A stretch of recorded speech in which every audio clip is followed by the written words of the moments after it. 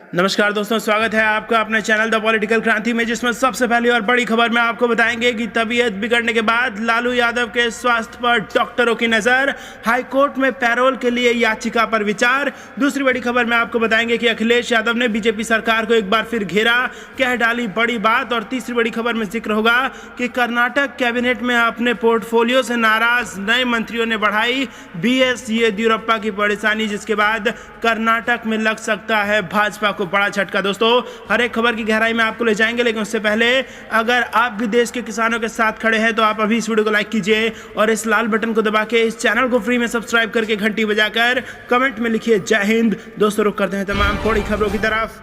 तबियत बिगड़ने के बाद लालू यादव के स्वास्थ्य पर डॉक्टरों की नजर, हाईकोर्ट में पैरोल के लिए याचिका पर विचार। जी हां दोस्तों, चारा घोटाला मामले में सजायाफ्ता आरजेडी सुप्रीमो लालू प्रसाद यादव की तबियत गुरुवार शाम अचानक बिगड़ गई, जिसके बाद रिम्स प्रशासन और डॉक्टरों की पूरी टीम उनके स्वास्थ्य पर पैनी नजर बनाए हुए हैं। लालू प्रसाद के खराब स्वास्थ्य को लेकर उनके अधिवक्ता की ओर से हाईकोर्ट में याचिका दायर कर इलाज के लिए पैरोल का भी आग्रह किए जाने के विकल्प पर विचार विमर्श शुरू कर दिया गया है। लालू प्रसाद यादव के खराब स्वास्थ्य को लेकर रिम्स निदेशक ने बताया कि उनकी तबियत स्थिर है और दिल्ली एम्स के विशेषज्ञ डॉक्टरों से भी जांच टीम लगातार संपर्क में है। उन्होंने बताया कि लालू प्रसाद की तबियत खराब होने की सूचना मिलने पर कई टेस्ट कराए गए हैं। कुछ जांच की रिपोर्ट आ चुकी है तो कुछ रिपोर्ट आना बाकी है। आरजेडी प्रमुख के स्वास्थ्य जांच में जुड़े डॉक्टरों ने बताया कि निमोनिया और लंग्स में इन्फेक्शन मिलने के बाद उनका एक्सरे भी कराया गया, साथ ही कोरोना टेस्ट भी कराया गया है। इधर लालू प्रसाद के स्वास्थ्य को लेकर आरजेडी नेताओं, कार्यकर्ताओं और उनके समर्थकों में खासी चिंता देखी जा रही है। लालू प्रसाद पहले से ही करीब 1 दर्जन गंभीर बीमारियों से पीड़ित हैं। उनकी किडनी भी 25 से 30% ही काम कर रही है। शुगर के मरीज पहले से हैं। ऐसे में लालू प्रसाद के अधिवक्ता हाईकोर्ट में उनके समुचित इलाज को लेकर पैरोल देने के लिए याचिका दायर कर सकते हैं। सूत्रों के मुताबिक इस संबंध में लालू प्रसाद के पुत्र तेजस्वी यादव ने भी अधिवक्ता से चर्चा की है। यह भी संभावना जताई जा रही है कि लालू प्रसाद से मुलाकात के लिए कई आरजेडी नेता और उनके परिवार के सदस्य रांची आ सकते हैं। जेल मैनुअल के मुताबिक शनिवार को लालू प्रसाद से 3 लोगों को मुलाकात की अनुमति दी जाती है, जबकि विशेष परिस्थिति में अनुमति लेकर भी लालू प्रसाद से मुलाकात की जाती रही है। रुख करते हैं अगली खबर की तरफ। अखिलेश यादव ने बीजेपी सरकार को एक बार फिर घेरा, कह डाली यह बड़ी बात। जी हां दोस्तों, समाजवादी पार्टी के अध्यक्ष अखिलेश यादव ने कहा कि अमेरिका की तरह भारत में भी झूठ और नफरत की राजनीति को नकारे जाने की जरूरत है। अखिलेश ने प्रेस कॉन्फ्रेंस में कहा कि अमेरिका विश्व का सबसे ताकतवर देश है और वहां के नागरिकों ने राष्ट्रपति चुनाव में झूठ तथा नफरत की राजनीति को नकार कर दुनिया के सामने एक उदाहरण पेश किया है। उन्होंने आरोप लगाया कि भाजपा ने भी झूठ और नफरत की राजनीति करके सत्ता हासिल की है। अमेरिका की ही तरह भारत में भी इस तरह की सियासत को नकारे जाने की जरूरत है। उत्तर प्रदेश के पूर्व मुख्यमंत्री ने भाजपा पर झूठ फैलाने और समाज में जहर घोलने की राजनीति करने का आरोप लगाते हुए कहा कि किरंग बदलने वाली पार्टी से देश के किसान और नौजवान समेत सभी दुखी हैं। उन्होंने आरोप लगाया कि उत्तर प्रदेश में भाजपा सरकार के कार्यकाल में यह राज्य अपराध, भ्रष्टाचार, सांप्रदायिकता, बेरोजगारी, खराब शिक्षा, चौपट स्वास्थ्य व्यवस्था और महिलाओं के प्रति बढ़ते अपराध के मामले में शीर्ष पर पहुंच गया है। सपा अध्यक्ष ने विवादास्पद वेब सीरीज तांडव का जिक्र करते हुए कहा कि भाजपा ने इस सीरीज का विरोध करके उसका सबसे ज्यादा प्रचार किया है। उन्होंने पत्रकार अर्णब गोस्वामी को लेकर उठे विवाद पर टिप्पणी करते हुए कहा कि आखिर बालाकोट हमले की जानकारी किसी पत्रकार को 3 दिन पहले कैसे मिल गई, इसकी भी जांच होनी चाहिए। अखिलेश ने कहा कि सरकार को स्पष्ट करना चाहिए कि अत्यंत गोपनीय जानकारी पत्रकार तक कैसे पहुंची। रुख करते हैं अगली खबर की तरफ। कर्नाटक कैबिनेट में अपने पोर्टफोलियो से नाराज नए मंत्रियों ने बढ़ाई BS येदियुरप्पा की परेशानी। जी हां दोस्तों, कर्नाटक में BS येदियुरप्पा की अगुवाई वाले मंत्रिमंडल में बृहस्पतिवार को 7 नए मंत्रियों को विभाग आवंटित किए जाने और कुछ मंत्रियों के विभागों में फेरबदल के साथ ही एक नया विवाद खड़ा हो गया। सूत्रों के मुताबिक कुछ मंत्रियों में उनको आवंटित किए गए विभागों को लेकर नाराजगी है और वे जल्द ही इस मुद्दे को लेकर मुख्यमंत्री BS येदियुरप्पा से मिल कर सकते हैं। गुरुवार को KC नारायण गौड़ा, N नागार्जुन और K गोपालया सहित कम से कम 4 मंत्रियों ने स्वास्थ्य मंत्री के सुधाकर के आवास पर उनसे मुलाकात कर इस बात को लेकर चर्चा की वे कैसे अपनी नाराजगी को मुख्यमंत्री के सामने रख सकते हैं। मंत्रालयों के बंटवारे के बाद येदियुरप्पा की मुश्किलें बढ़ती ही जा रही हैं, जबकि उन्होंने उम्मीद जताई थी कि सरकार के भीतर सब कुछ शांत हो जाएगा। कैबिनेट में शामिल हुए नए मंत्रियों और जिन मंत्रियों के मंत्रालयों में बदलाव किया गया है, उन्होंने खुले तौर पर अपनी बातें रखनी शुरू कर दी है, जो कि येदियुरप्पा के लिए बड़ी चिंता का सबब है। N नागार्जुन ने गुरुवार को आबकारी विभाग मिलने पर नाराजगी जताई और कहा यह संकेत देता है कि उनके प्रोफाइल को नीचा किया गया है, जबकि कुछ ही समय पहले उन्होंने गठबंधन सरकार में गृह मंत्री के तौर पर अपनी सेवा दी थी। उन्होंने कहा आबकारी विभाग में मेरे लायक ज्यादा कुछ करने को नहीं है और मैंने ऐसा विभाग देने को कहा था कि जहां विकास की ज्यादा जरूरत है। मैंने अपनी बात सीएम तक पहुंचा दी है। वहीं एचडी कुमारस्वामी की अगुवाई वाले जनता दल और कांग्रेस की गठबंधन सरकार को गिराने में अहम भूमिका निभाने वाले एक और मंत्री के गोपालिया ने कहा कि वे मुख्यमंत्री से मिलेंगे और पूछेंगे कि क्यों उनसे खाद्य, नागरिक आपूर्ति और उपभोक्ता मामले विभाग के लिए गए। उन्होंने कहा, हम सीएम से मुलाकात कर उनसे पूछना चाहते हैं कि हमने क्या गलती की है।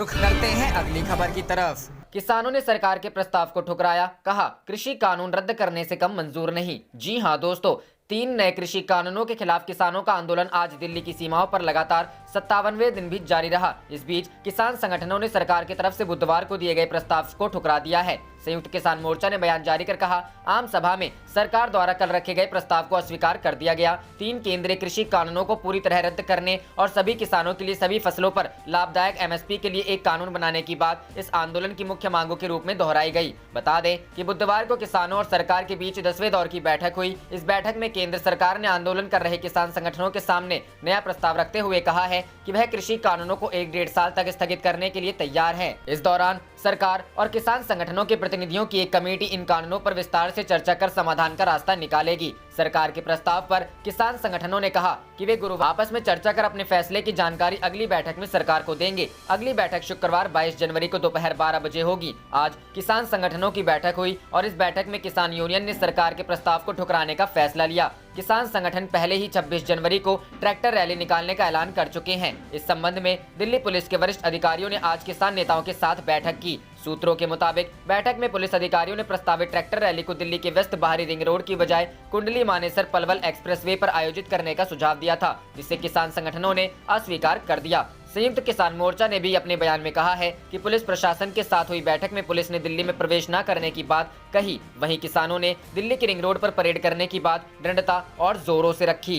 रुख करते हैं अगली खबर की तरफ। राकेश टिकैत ने अर्नब गोस्वामी को लेकर दिया बड़ा बयान, कहा उसने टीआरपी के लिए रिश्वत दी। अब हम आंख में आंख डालकर बात करेंगे। जी हां दोस्तों, तीनों कृषि कानूनों के खिलाफ किसान आंदोलन का आज 56वां दिन है। किसानों के शांत आंदोलन की ताकत भी लगातार बढ़ती जा रही है। ठंड की परवाह किए बिना हरियाणा, पंजाब, यूपी, राजस्थान समेत अन्य राज्यों से किसानों के जत्थे रसद के साथ लगातार धरना स्थल पर पहुंच रहे हैं। इस बीच किसान नेता राकेश टिकैत ने रिपब्लिक टीवी के editor in chief Arnab Goswami को लेकर बड़ा बयान दिया है। टिकैत ने कहा, अर्नब गोस्वामी ने टीआरपी के लिए रिश्वत दी। किसानों के खिलाफ अगर कुछ बोला तो उसके चैनल में जाना पड़ेगा। वह मुझे यही बैठाता है, मुझे रूबरू होना है। अर्नब को डांटने के सवाल पर उन्होंने कहा, वो दिखते तो है नहीं ऐसे, डांटने का क्या मतलब, आमने सामने ही बात होगी, हम आंख में आंख डालकर बात करेंगे। किसान आंदोलन को लेकर राकेश टिकैत ने कहा, किसान जहां जाना चाहता है उन्हें कोई रोक नहीं सकता। सरकार यहां लगी है और चीन अरुणाचल में घर बना रहा है। टिकैत ने कहा कि जिस मंत्री से बात कर रहे हैं उनके पास पावर ही नहीं है, हर बात पर पूछ के आते हैं। यह नहीं पता कि अमित शाह जी से पूछते हैं या मोदी जी से। उन्होंने कहा, अगर किसी भी मंत्री के विभाग का कोई फैसला हो रहा है तो उसको पावर भी मिलनी चाहिए। विभाग में पॉलिसी बन जाती है और मंत्री को पता ही नहीं होता। राजनाथ सिंह के रिपोर्ट पर उन्होंने कहा, दूसरे लोग करते हैं वह नहीं करते हैं। गौरतलब है कि अब तक किसान संगठनों की सरकार के साथ 10वें बैठक हो चुकी है, लेकिन कोई समाधान नहीं निकला। 20 जनवरी की वार्ता भी बेनतीजा रही है। गौरतलब है कि आंदोलनकारी किसान 28 नवंबर से दिल्ली की बॉर्डर पर डेरा डाले हुए हैं। साथ ही किसानों ने 26 जनवरी को ट्रैक्टर रैली करने का ऐलान किया है। रुख करते हैं अगली खबर की तरफ। सोनभद्र से हाथरस तक प्रियंका गांधी के संघर्षों को हथियार बना यूपी में उतरेगी कांग्रेस, जानिए क्या है प्लान। जी हां दोस्तों, उत्तर प्रदेश में होने वाले पंचायत चुनाव से पहले कांग्रेस ने सूबे के हर गांव और हर एक घर तक प्रियंका गांधी के संघर्षों को पहुंचाने की रणनीति अपनाई है। इसके लिए नए साल पर कांग्रेस ने एक कैलेंडर तैयार किया है, जिसमें प्रियंका गांधी के सोनभद्र जाने से लेकर हाथरस कांड की पीड़िता के परिवार से मिलने तक की तस्वीर लगाई गई है। प्रियंका की तस्वीर वाले इस कैलेंडर को घर घर तक पहुँचाने का काम कांग्रेस नेताओं ने शुरू कर दिया है। यूपी में कांग्रेस पार्टी फिलहाल संगठन सृजन अभियान के जरिए अपने राजनीतिक आधार को मजबूत करने में लगी है। प्रदेश में न्याय पंचायत के अध्यक्षों और ब्लॉक कांग्रेस कमेटी के गठन का काम बहुत तेजी से चल रहा है। इतना ही, कांग्रेस के पदाधिकारी 3 जनवरी से अपने प्रभार वाले जिलों में प्रवास पर हैं। वहीं अब प्रियंका गांधी के द्वारा भेजे गए कैलेंडरों को हर एक गांव और हर शहर तक पहुंचाने का काम भी शुरू हो गया है। ऐसे में माना जा रहा है कि कांग्रेस ने इस तस्वीर के जरिए सूबे के लोगों को राजनीतिक तौर पर एक संदेश देने की कोशिश की है कि हर एक मुद्दे पर प्रियंका गांधी उनके साथ खड़ी रही है। प्रियंका ने भेजा 10 लाख कैलेंडर। सूत्रों के मुताबिक अखिल भारतीय कांग्रेस कमेटी की महासचिव प्रियंका गांधी ने 10 लाख कैलेंडर यूपी भेजे हैं। नव वर्ष के इस कैलेंडर को हर गांव और शहर के सभी वार्डों तक वितरित करने का निर्देश पदाधिकारियों को दिए गए हैं। हर जिले और शहर कमेटी के लिए उसकी आबादी के लिहाज से कैलेंडर दिए जा रहे हैं। इस कैलेंडर के जरिए कांग्रेस सूबे में हर एक गांव और हर घर तक पहुंचने की रणनीति बनाई है। प्रियंका के जनसंपर्क संघर्षों की तस्वीरें। कांग्रेस द्वारा यूपी में भेजे गए कैलेंडर में प्रियंका गांधी के जनसंपर्कों और संघर्षों की तस्वीरों को ही रखा गया है। 12 पेज के इस नए साल के कैलेंडर में पहले पेज पर सोनभद्र के उब्भा जनसंहार के बाद अपनी संवेदना व्यक्त करने पहुंची प्रियंका गांधी की तस्वीर आदिवासी महिलाओं के साथ छपी है। बता दें कि घटना के बाद सबसे पहले प्रियंका गांधी पीड़ितों से मिलने के लिए सोनभद्र पहुंची थी, जिसके बाद यह काफी बड़ा मुद्दा बन गया था और सीएम योगी को बाद में सोनभद्र जाना पड़ा था। कांग्रेस के इस कैलेंडर में अमेठी, रायबरेली, हरियाणा, झारखंड सहित यूपी में प्रियंका गांधी द्वारा किए गए जनसंपर्कों की तस्वीरों भी जगह दी गई है। माना जा रहा है कि कांग्रेस ने प्रियंका गांधी की तस्वीरों से लगातार यह संदेश देने की कोशिश की है कि हर एक मुद्दे पर कांग्रेस मुखर रही है। आप देख रहे थे आपका अपना चैनल जय हिंद जय भारत।